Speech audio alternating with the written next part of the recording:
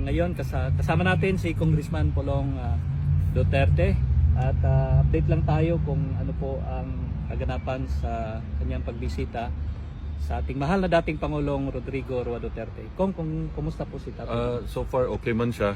Medyo namayat gamay mo to itong gitambagan nga mukaon. No? Mo gyapon, di normal massage sa iyang duha ka tilog, sa iyang likod na karon, apil na iyang likod. O gusto niya ipabot sa mga Pilipino na don't worry daw about him because he was born to sacrifice. So sa mula pa daw sa umpisa para sa taong bayan yung sakripisyo niya. Sir, hindi pa kumakain si dating Pangulo, sir? Gakaon siya pero karon medyo namayat. Kita na ko namayat. Ito akong gisultian na kaugdaghan. Sir, kumusta yung medical, sir? Kompleto yung Okay raman siya, healthy siya, okay ra siya. Pero namayat lang, kay murag ni hinay. Stress siguro siya hunong na, sir. Bisag ako siguro na ako di sulod. Puro laki. 55 days na po ba ya? Ha? It's too much. Walay babae. Wala. Sir, unsa imong message para sa mga kababayan nato na nagsuporta sa imuha actually? Sa currently, sir, ang PDP laban na sila'y gibuhat na murag political gathering. Salamat kayo sa mga Pilipino, labi na sa mga Dabawin yung agasuporta sa ako. Hantod karon, salamat sa inyong pagsalig. Kunya na po dito ipapas si Presidente, gusto niya one word lang, salamat daw.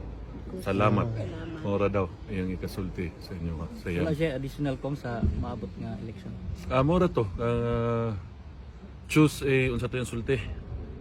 Kay nagsugod daw ang Pilipinas sa struggle, so choose a leader na fit to govern the Philippines. Kung ang Gabriela at makakaliwang grupo na is paimbestigahan ng issue involving nyo, ano pong masasabi ninyo na sinasakyan ng CPP, NPA, NDF ang issue, ito'y mga grupo kalaban ni dating Pangulong Rodrigo Roa Duterte? Tubangon sa nila lang issues kidnapping. Diba convicted mo na sila? Yes. Nung wala po ng priso na. Sige ra mong mama dahil mga bahay makabayan. Niagi tatanan sa Congress. Nagtuo mo ko kabalog pilay yung ginadawat. Ayaw ko ninyo kagita kay napilistahan. Thank you, Kong. Righteous ra kayo mo mga iwaam.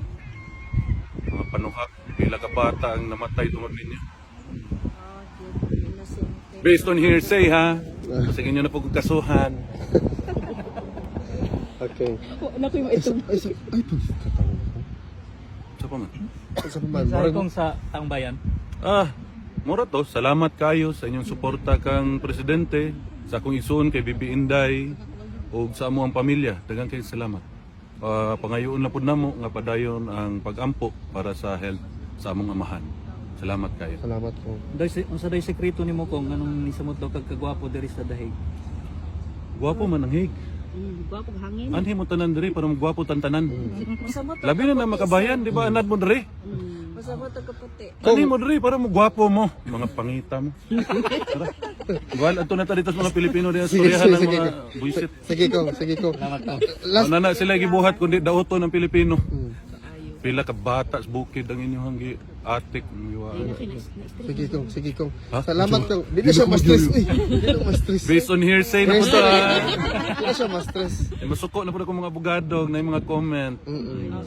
Salamat, Kong, ha, sa imong time karon Kong. Maadto lang ta sa Duterte Forest, Kong. Di na, wala Duterte Park Forest na po. Ay, by the way, kana... Nagkatawag ko ng mga security. regarding Ano the... may Duterte nga forest ug park dito sa Pilipinas, diri naa na hinuon sa hig.